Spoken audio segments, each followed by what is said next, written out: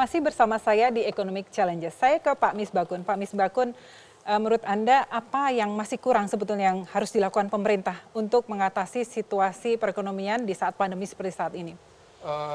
Tadi diumumkan oleh Pak Presiden secara langsung, perubahan anggaran untuk program pemulihan ekonomi nasional dari 699,5 menjadi 744,5 triliun. Ada penambahan 45. Nah, ini adalah komitmen pemerintah untuk APBN lebih adaptif dan lebih responsif. Nah, sekarang kita lihat apakah kemudian komposisi program pemulihan ekonomi itu seperti apa isinya. Nah, itu yang harus kita jelaskan. Ada untuk UMKM, yaitu subsidi bunga untuk KUR, kredit usaha rakyat. Nah, kemudian ada program insentif pemerintah untuk pengusaha. Program insentif pemerintah baik dari sisi perpajakan maupun kemudian bantuan pendanaan. Ini lebih kepada pertama kepada BUMN. Ya kan? Kemudian kalau insentif perpajakan mulai PPh pasal 21, PPh pasal 22, kemudian PPh pasal dura impor, kemudian 23 dan sebagainya, 25 juga, itu kepada dunia usaha untuk kategori tertentu. Kemudian yang berikutnya adalah bantuan penempatan dana pemerintah ke perbankan. Nah, ini yang harus disampaikan kepada pemerintah untuk mempunyai ekspansi itu harusnya penempatan ini tidak hanya kepada bank pemerintah, baik itu Himbara maupun BPD, tapi sebenarnya swasta juga harus bisa. Karena apa? Pertumbuhan kredit selama ini, walaupun masih negatif, tapi yang tumbuh baru BUMN, Bank Himbara, tapi mereka kan bank swastanya sebesar BC aja masih negatif. Ya kan, Bank Buku 4, itu masih negatif semua. Lah, penempatan ini seperti apa? Kemudian, kalau Anda melihat efektivitasnya juga efektivitas. Ya, Pak? Berikutnya adalah di PEN ini, jangan sampai kemudian yang menjadi masalah adalah ada realisasi anggaran. Jangan sampai kemudian, karena apa? Tahun lalu Silpa ini kan dari PEN ini juga besar. Betul. Silpa, sisa anggaran lebih APBN belanja ini. Tapi sekarang ditambah ya Pak ya? Ditambah, tapi kalau ditambah harus direalisasikan. Betul. Jangan dijadikan Silpa. Karena apa? Jangan sampai kemudian anggarannya besar tapi tidak realize. Kalau menurut Anda dengan adanya penambahan PEN ini Pak, tapi kemudian adanya kebijakan PPKM darurat ini, jadi sebetulnya efektivitasnya akan seperti apa Pak? Terutama dampaknya yang harus kita lihat. Tentunya bansos. Bansos itu harus realize kepada siapa yang menerima dampak. Pasti UMKM, orang yang kerja harian. Untuk menghidupan harian mereka, ini yang harus diberikan. Diberikan bantalan bansosnya, bantalan sosial ini penting untuk menghadirkan negara di tengah-tengah rakyatnya.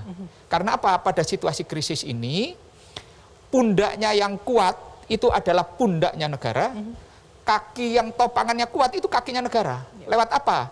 Bisa lewat APBN, bisa afirmasi kebijakan. Nah, saya melihat beberapa kebijakan pemerintah sudah dalam track, tapi tinggal dikuatkan beberapa item di sana, di PEN. PEN ini saya lihat masih template dari PEN 2020 ke 2021. Harus dirubah beberapa komposisinya.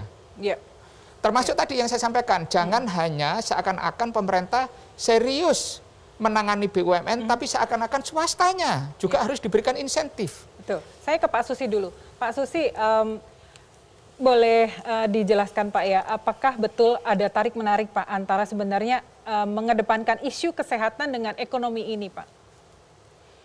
Ya, terima kasih Mbak Kiki. Pertama, saya sedikit ingin merespon jadi yang disampaikan oleh Pak Arsyad, saya kira sangat bagus tadi yang disampaikan beliau. Perhatian pemerintah antara sektor formal dan informal ya. Khusus yang tadi ditanyakan Pak Arsyad, dan saya kira Pak Arsyad kemarin sudah mengirimkan surat ke Pak Menko Perekonomian juga. Untuk industri, tadi Pak Presiden sudah menyampaikan, sekarang kan karena sedang kita bahas mengenai beberapa usulan dari Kadin, tadi disampaikan Pak Presiden akan dibahas pada kesempatan tersendiri. Nah, kurang lebihnya tadi persis seperti yang disampaikan Pak Arsyad tadi, untuk sektor-sektor yang esensial atau sektor utama, kemudian sektor yang kritikal, dan juga sektor yang untuk ekspor dan penunjang ekspor, tadi Pak Arsyad sudah menjelaskan, kunci utamanya nanti adalah kita tetap memberikan ruang untuk membuka berbagai industri tadi, namun demikian dua hal tadi, sudah vaksinasi dan penerapan protokol kesehatan yang lebih ketat. Kemudian tadi yang sudah dijelaskan lengkap oleh Pak Misbakun tadi, kemarin juga Bu Menteri Keuangan sudah mengumumkan mengenai program PEN kita di 2021 yang tadi sudah disampaikan Pak Misbakun ditingkatkan dari 699,43 menjadi 744,75 atau naik sekitar 45,21 triliun. Nah, dari kenaikan ini kalau kita lihat alokasinya memang keberpihakan ke kesehatan dan perlinsos cukup tinggi. Nah, tadi pertanyaan Mbak Kiki, bagaimana keberpihakan terhadap penanganan COVID-19 atau sektor kesehatan dengan masalah pemulihan ekonomi. Sekali lagi, pemerintah selalu melihat berbagai perkembangan dinamika di lapangan. Sehingga pada saat kemarin ternyata kenaikan kasus cukup tinggi, jadi sekali lagi sejak pertengahan Juni, bahkan sebenarnya sejak tanggal 4 Juni kita mulai mengalami kenaikan kasus yang cukup eksponensial. Dari yang pertengahan Mei dulu pernah kita hanya 2.300-2.400 kasus per hari, sekarang ternyata juga sudah rata-rata bahkan tanggal 14 sampai 17 kemarin di atas 50.000 per hari.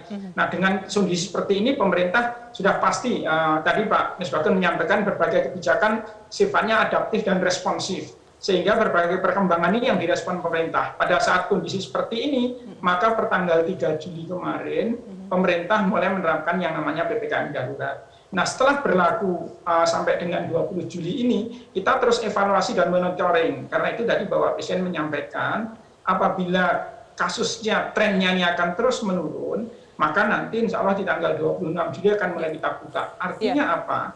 Pemerintah pada saat merumuskan berbagai program dan kebijakan, selalu melihat berbagai perkembangan angka-angka yang tadi disampaikan, baik angka kasus COVID-19-nya maupun beberapa indikator yang lain.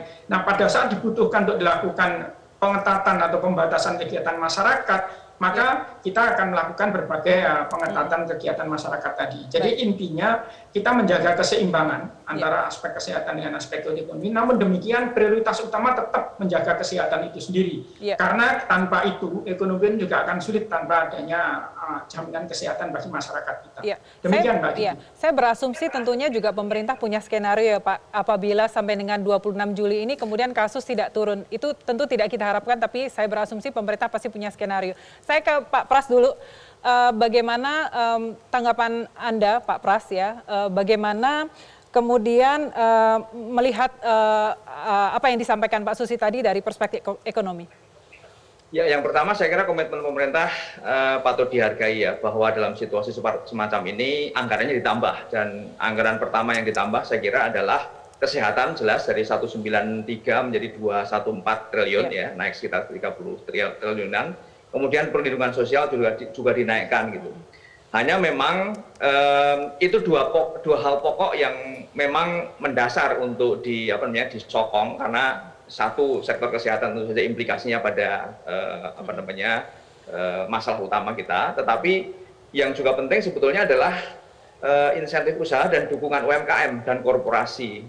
Kalau dilihat angkanya, dukungan UMKM dan korporasi ini justru turun dari 171 menjadi 161. Tentu saja ada realokasi ke tempat lain yang lebih penting gitu. Tapi saya kira yang juga perlu dipertimbangkan adalah kalau situasi semacam ini cukup panjang, itu akan banyak UMKM dan korporasi yang terkena dampak, dan itu mestinya juga dipikirkan dengan dukungan yang proporsional agar ini yang paling penting, jumlah orang yang harus dirumahkan dan di PHK itu bisa diminimalisir sedemikian rupa, karena itu juga akan menimbulkan efek yang cukup punya dampak di jangka panjang. Mas Pras, pemerintah baru melalui Ibu Sri Mulyani menyatakan ada 2 skenario ekonomi, yaitu moderat dan berat. Tapi nanti kita bahas setelah yang satu ini.